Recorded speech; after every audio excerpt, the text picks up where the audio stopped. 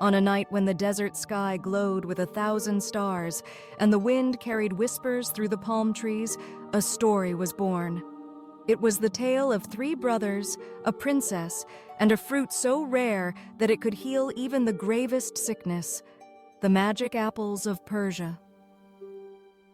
Long ago, there was a wise king who ruled a land of golden sands and green gardens.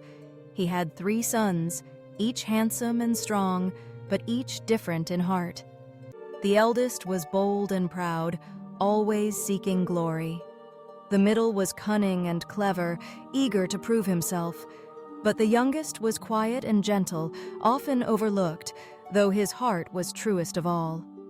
One day, sorrow came to the palace. The king's beloved daughter, the prince's sister, grew terribly ill. No physician could cure her, no healer could ease her pain. She grew weaker with each passing day, and the whole kingdom fell into mourning. Then, a traveler brought word of a wondrous fruit, magic apples that could heal any illness with a single bite. But these apples grew in lands far away, beyond deserts and seas, guarded by trials no ordinary man could face. The king called his 3 sons before him.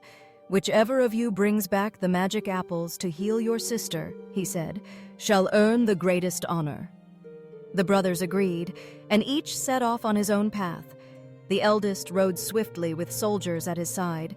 The middle son carried maps and riddles, relying on his wit. The youngest, though he had no plan but courage, set out alone, guided by hope. The eldest rode far until he came to a distant kingdom where he heard of the apples.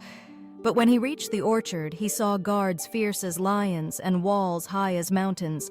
His pride swelled and he charged boldly, only to be driven back, bruised and humiliated.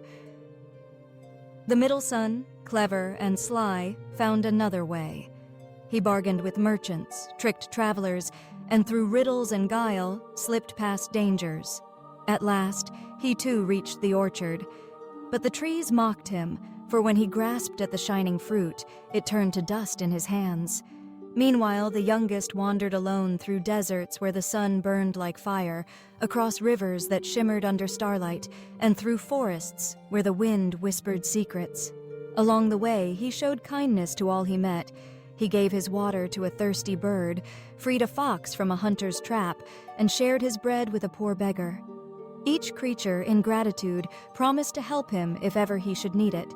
At last, he too reached the orchard of the magic apples. The trees were tall and laden with fruit that gleamed like rubies. But fierce guardians circled them, a lion with eyes like fire, a serpent coiled in the branches, and winds so strong they could sweep a man away. The young prince's heart trembled, but he remembered the friends he had helped. With a cry, the bird swooped from the sky, calming the winds with its wings.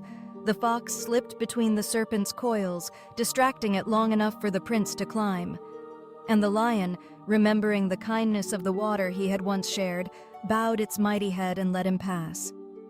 At last, the prince plucked 3 shining apples, their skins glowing with light.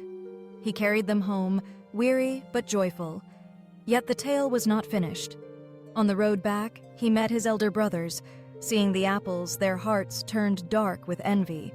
The eldest sneered, "So our little brother has succeeded where we failed." The middle whispered, "If we return empty-handed, he will win all the glory." And so, in their jealousy, they struck him down and left him by the roadside.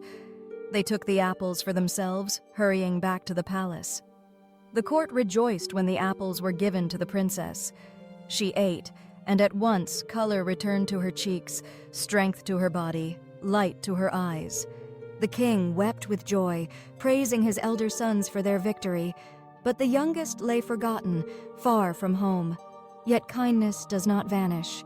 The bird, the fox, and the lion found him where he lay, wounded and weak. They cared for him, and with one bite of the remaining apple, his strength returned. With the help of his faithful friends, he returned to the palace. There, in the Hall of Judgment, the bird of truth swooped down and cried aloud what had been done. The court gasped, the elder brothers pale with shame. The king, his eyes filled with sorrow, turned to his youngest. "It was you who saved your sister. It was your courage and your kindness that brought the apples." The youngest bowed, not with pride, but with humility. "It was not I alone. Without the bird, the fox, the lion, without kindness returned, I would never have succeeded." The king embraced him, his heart heavy with regret, but full of love. The elder brothers were forgiven, though their jealousy was remembered as a lesson. And the princess, now healthy and strong, smiled at her youngest brother, who had proved that gentleness is greater than pride and kindness stronger than cunning. And so the tale of the magic apples reminds us that true strength lies not in arrogance nor trickery, but in compassion. For kindness given will always return, often when we need it most. And that, dear friends, is the story of the magic apples. If you enjoyed this magical journey, don't forget to like, comment, and subscribe for more enchanting folk tales. And remember to press the bell icon so you never miss a story. Tell me, if you found a tree of magic fruit, would you use it to heal yourself, someone you love, or to share with the world?